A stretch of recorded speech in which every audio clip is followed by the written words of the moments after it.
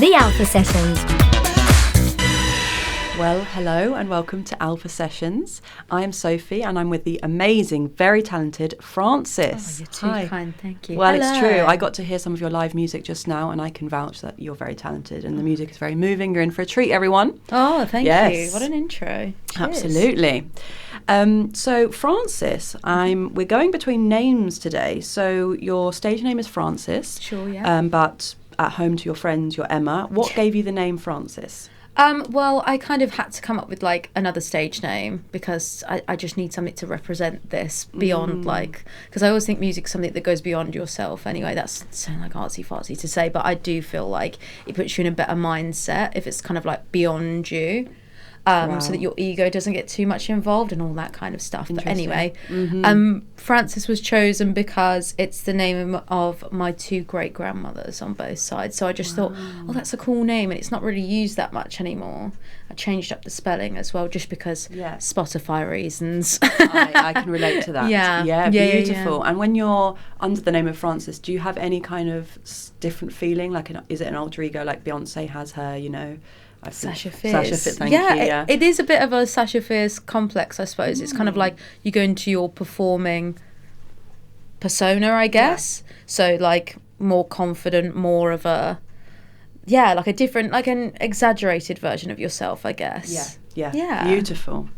And so I wanted to know, how did you get into music? You told me that you studied music. How did you come about doing that? Okay, so I've been doing music from like since I can remember. I think I was like in a school assembly when I was like 8 years old, and I was like singing with this like choir boy who had such a beautiful voice, but then I kind of detracted attention off him, which he was like getting really annoyed about, like because it was Mother's Day, it was like this performance, and then people were saying to my parents, oh, she can sing, you should send it to singing lessons. So I was like classically trained, which I think I would recommend anyone does, like if they want to kind of get into it. I love classical music anyway, but it's a great basis for like kind of formulating like your tone and everything like that. But that's how I kind of got started, and then I've always loved music. Like I kind of like learned a lot from my dad. My dad was a musician as well, so kind of like rifling through his music collection, and he has really good taste, so I was really lucky. Got like start. A lot of cool stuff, and he's always kind of like followed modern music as well, but also he's just got a really eclectic taste, so I was kind of exposed to a lot of like weird and wonderful like bands, and spanning like loads of weird stuff. But then went on to study. It's pretty much like a part of who I am, I think. So went on to study it, and then just kind of been doing it from there. Like the last time I was here, it was when I was I'd just gone into full-time music. What's it like to be a full-time musician? How does a day look for you? It's kind of a bit manic, really, but I think I do work well. Like I don't work well in like formulaic, like as we were talking about like the Capricorn stuff, like I am quite like practical and organized in some ways, but I kind of get bored in routines and then I lose focus. So it does suit me quite well, like the kind of the week setup of like a full-time musician. Like things can just pop up, oh, can you do this like on this date? I'll come in and do it. So it can be quite sporadic, but I think that kind of suits me well. But it's an interesting job to do, I suppose, because like today, for instance, I've got this, and then later on I've got like a gig with a cajon player in New Cross. So like so it's fun. It's fun. Yeah. Where's your favourite place to perform? You know what? There's so many places I've yet to kind of like, so many places I want to, like big festivals and everything like that. But anywhere that's really got an atmosphere is like a place that I'll always warm to and want to go back to, like where people are responsive, people don't just ignore you, and like a musician in the corner, like, even though that's the way it goes down sometimes, and that's absolutely fine. I'm still very grateful for what I do. But like when it's like the crowd's like singing along, like it's getting pumping, like you just feed off of that energy. Absolutely. And any place that has that is a place that I'll always want to go back to. Well, then here's a good place, because I was in the back listening, and I was it was so good to dance and to listen to your lyrics, and you guys really are in for a treat. And we will have some questions about the songs in a little bit. I wanted to ask you, what inspires your music? What inspires you to write, and what kind of moments in life give you the right setting to write your music? Do you just write at home, or what gives you the inspiration? Yeah. Good question. I made it myself. Yeah. So normally where I write is like in a quiet, like normally in the bedroom. I tend to write a lot in the mornings, like lately. It's really strange. Like I'll wake up and I'll be like, just go to the guitar, like without even thinking. And like, that seems to be a good time for me to write at the moment. Even though you don't like early mornings. Yeah. Yeah, it's weird. You see a bit sporadic, like once just when inspiration hits, isn't it? Yeah, interesting. Not every day, but like when it does hit in the mornings, that tends to be like the best stuff I kind of come up with, and it flows really well. But in terms of what inspires me, it's like just general life stuff. Like it can be like good, bad, anything that sparks like a kind of like dramatic. Emotional, or like evokes something, like stirs something in you, whether it be like you're angry, you're sad, you're happy, just something that makes you feel like, oh, I could write about that. I've even wrote about like situations with different people as well, like an interesting situation I've watched someone go through. I'm kind of like, I could, and then it starts like turning in my head, and I'm like, okay, I'm gonna start to. So there's no real rhyme or reason really, and I like it that way. I try and not make it too clinical, just let it kind of happen and not put too much thought into it, because I always think when people maybe it works for some people, but like people I've spoken to, and it's kind of like they sit down like, right, I am going to write a song today, pick up the guitar, then you get frustrated and like. Absolutely. You've got to let your mind kind of drift off and go to mad places. I can understand that, definitely. Yeah.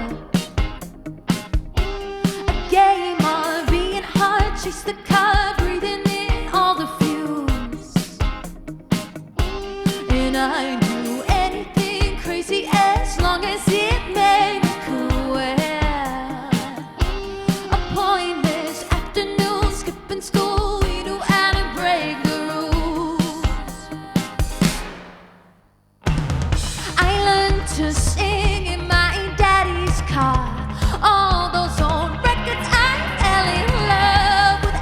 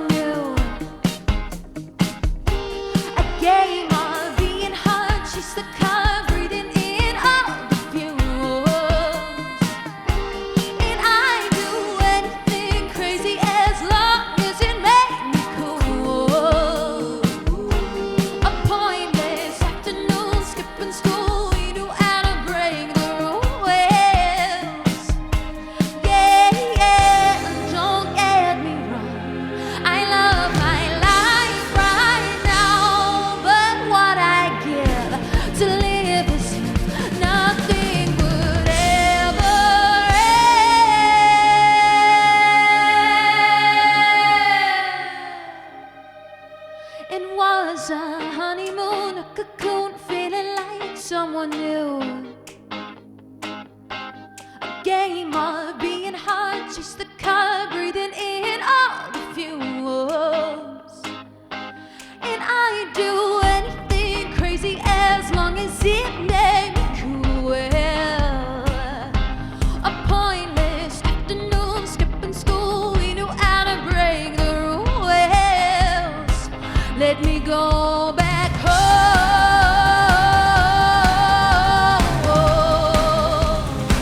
Let me go back home.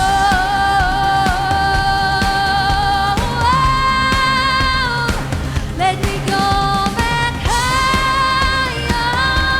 Yeah, yeah, yeah, yeah. Let me go back home.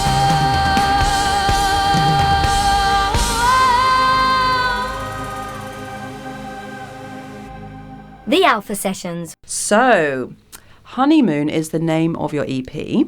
Why the title? So, it's kind of like, yeah, so it's the title track as well from the EP, but I kind of thought honeymoon because when I was writing the song, it's actually about like childhood, about the different things you go through in your teenage years, and you kind of like the reckless abandon aspect, and you think at the time like you're so like bogged down and like mama doesn't understand me and all this stuff, but actually at that time in life you actually have the most freedom to actually I don't know, be kind of like wild, I guess. So it was kind of like honeymoon is a metaphor for like the honeymoon period of life. I see. That is. Okay. So it's not about like a honeymoon. It actually made me laugh. It got on like a wedding playlist because of honeymoon. I was like, that's lovely, but it's not what it's about. But you know, you guys, if you want to put it on there, you put it on there. But you know, you read into the meaning what you want. But that was the it, isn't it? That was the idea behind it. Oh, interesting. I was tuning into the lyrics in Honeymoon, and you said, you said, I fell in love with music in my daddy's car. Yeah. And I wanted to know in particular what kind of music it was that actually inspired you when you were listening as a kid. Oh, okay. So it's kind of like a lot of the stuff I used to listen to, like with my dad, and my dad used to put on, was very old school, like old school, yeah, I suppose it's old school, like, you know, Led Zeppelin, a lot of 80s as well, like Duran. Nice. I was like obsessed with like 80s music as a kid. Like last time I was here, I was talking about Adam and the Ants, and like I had like a weird obsession with Adam and the Ants as a teenager, but never ever told anyone I went to school with. Obviously, I was all about like pretending I was into like rap music at the time, which I don't mind, but like that was really my bag, was like the old school like T-Rex, old bands, like music from the 70s. Interesting. I think it's because it's like big, like I'm drawn to anything that's like big, dramatic, people like screaming, like a really big emotional stuff, which I suppose kind of like translate into like this EP, and I think it's just something I'm always drawn to. So that's the kind of music I was thinking about. That's really interesting, because when I was listening to the songs, I did feel a little bit of 80s there. Lovely. Yeah, I did. I definitely did. Yeah.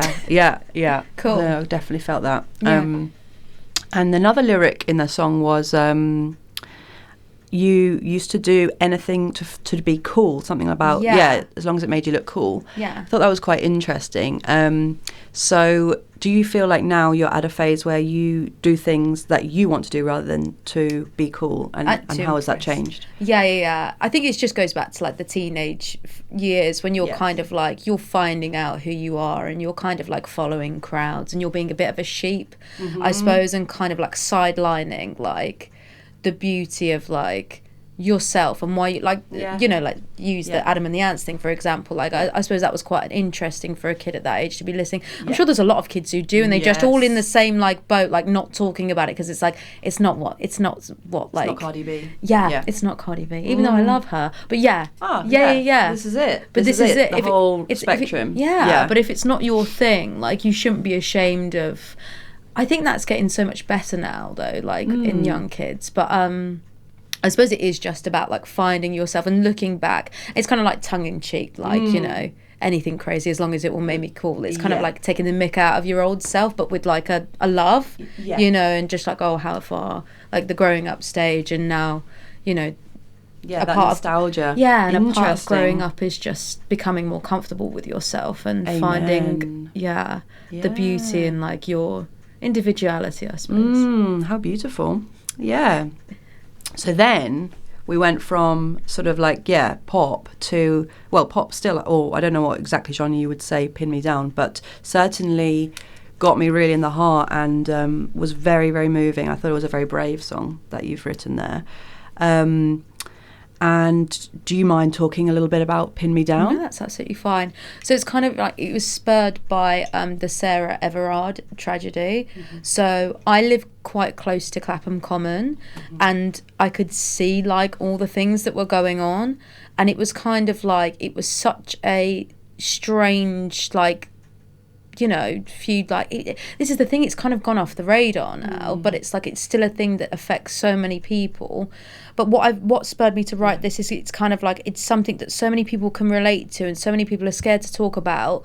But in that like tragic event, there was so many people that were coming forward and speaking out. So out of something that was so tragic and horrific, there was actually quite a togetherness and like a womanship, like women supporting other women. And not that it just affects women at all, but like just because of the, you know, what it was, you know, the Sarah Everard and what happened, like women were coming together and supporting each other and encouraging like these stories and giving each other like a shoulder and like it was such a beautiful, a bittersweet kind of scenario. So it kind of did spur me to write this song. And I just think it's something that, you know, obviously you don't want to keep reminding people of all the doom and gloom that goes on in the world and the things that happen to people, but like it's very important to not forget just because that like moment is over, like that snippet of time, like it was very important.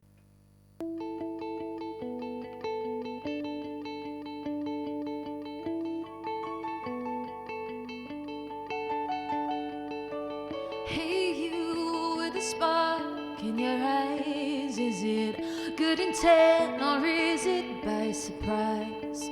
And just 'cause I showed you kindness don't mean I owe you anything more. 'Cause I've been playing dumb, 'cause it's hard to admit when you're in the fray with no one there to battle it. 'Cause it's getting late and I just wanna go home and be dead.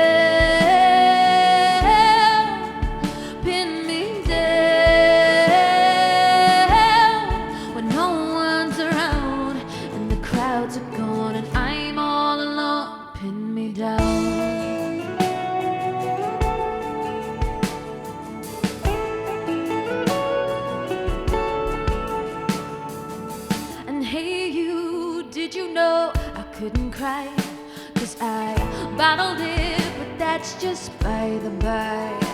And it's funny how a stranger can haunt you for the rest of your life. 'Cause I was laying low, left to fade innocent until medicate from the pain I was in. 'Cause it was getting late and I wanted to go.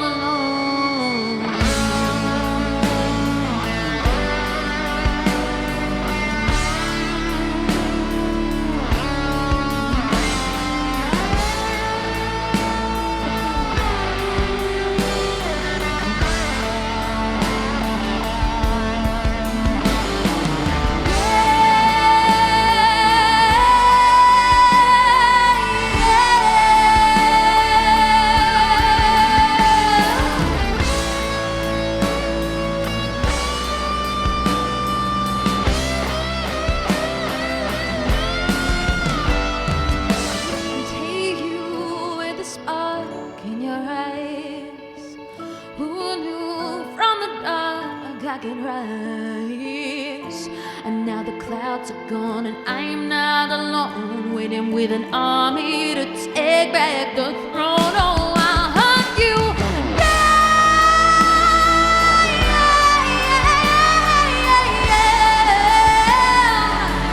oh, I'll hunt you down like a renegade. I'll bring about a mutiny, and in a sea of hate the waves are crashing over me.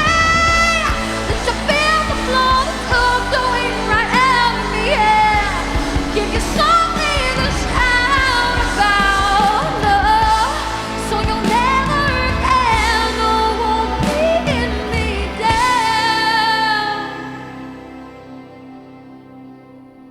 The Alpha Sessions. What is your dream now with your musical career? Where would you like to end up? What festivals do you want to play at? Yeah, that's always a good one. Well, obviously Glastonbury, like, is you dream big, you know. Yeah. I just want to kind of like keep pushing, keep writing, get back in the studio as soon as possible, keep getting music out there, get as much stuff as I can, and just kind of like keep doing it really, and keep pushing. Yeah. And hopefully something great will happen. But you know, it's Absolutely. all about the process, and I do try and kind of enjoy that and not just think about like an end goal. It's like, because you get so wrapped up in that, I think, that you actually ignore like, I'm actually doing okay at the moment. You put so much pressure on yourself if you're just thinking, I'm not at Glastonbury yet, you know what I Yes, mean? I So do know what you mean. Someone once said to me, the artist will never be satisfied, because that's the whole point of being an artist. You have to always want to be seen, and nothing is ever good enough, otherwise you'd not produce. Yeah. And that stays with me.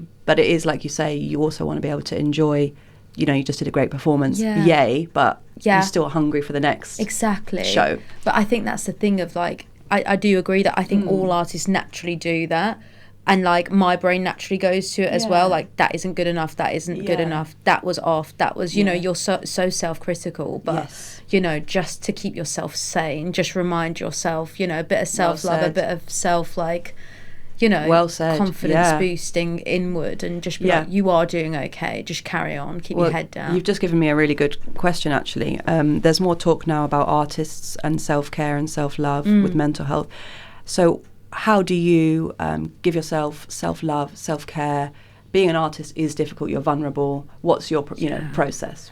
I think I do quite a lot of I try and do like yoga a lot, and Lovely. because I Yoga's think really good, isn't it? yeah, it's good to do something that's completely like separate to like music, that's just for you, and that you don't kind of post about on social media. Like, I think it's really fair enough if some people do, but I think I like to have like some things that are literally, if it's just private to me, it will feel like I'm doing myself more of a service than if I'm like, I'm doing this to post it, to show people this is what I do. Yeah. So I kind of try and do yoga, meditate, and have like, just give yourself that time for you is quite mentally like relaxing. Yes. Yeah. Love Yeah. yoga. Shout out to yoga. No, God, no. even 10 minutes of it, I feel like, I know. it's great, isn't it? Yeah. With ticking boxes, what did you get from writing this song? Like, what was your process with that one? Oh, okay. That was just like me and a guitar, like, kind of like, I think I was just like messing about with chords, like down, down, down, down, down, down, down. Really like, kind of like throwaway. And the lyrics are quite like throwaway, but obviously I do find lyrics so important. So it's never throwaway in the sense of like, I don't care about them. It's just kind of, that's quite tongue in cheek, that song. It was about like a friend of mine was going through like a really bad breakup, and it was kind of like she was giving so much and he didn't really care, and she couldn't really see that, but everyone else could, and these kind of like things that you see on the outside of something. So it's kind of like, I'm just going to write a quite jovial song about like that, and like it's kind of like an underlying theme of like, you know, it didn't work out, but it wasn't that good anyway, kind of thing. So it's like a kind of happy breakup song, really, and like the kind of emotions you go through on that journey, I suppose. But it was like from the process of watching someone go through it. Interesting. And how can we find your amazing music in the world, what's your Instagram, your YouTube? Yeah. Let us know. Awesome. So you can find me on all socials at Fransis Music Official. And Francis is spelled Fransis. Oh, Bit of a yes. different spelling there. Yeah. Make note of Quirky. that. But if you go on any of my socials, there's a link tree there, and that will take you to everything that I do, like music videos.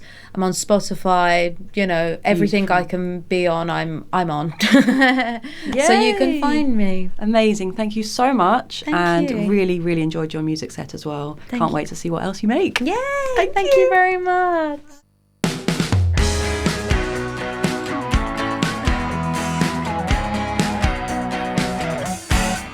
It's me and you.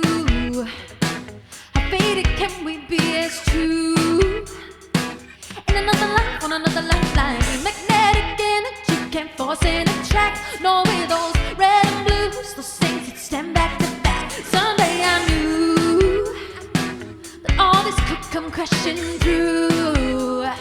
Everything we buried in our time, the masquerades, the tainted vows and beliefs, all that was once concealed, now lying under our feet, that we just can't undo. Yeah. Oh, and I was falling at your feet while you were just ticking boxes, and you begged me not to leave them favorite secondary causes. And I don't wanna say it, don't wanna feel it, don't wanna put it on you, but the more I think I lose my grip and start to. Now no, no, no, no, and no, no, no, no.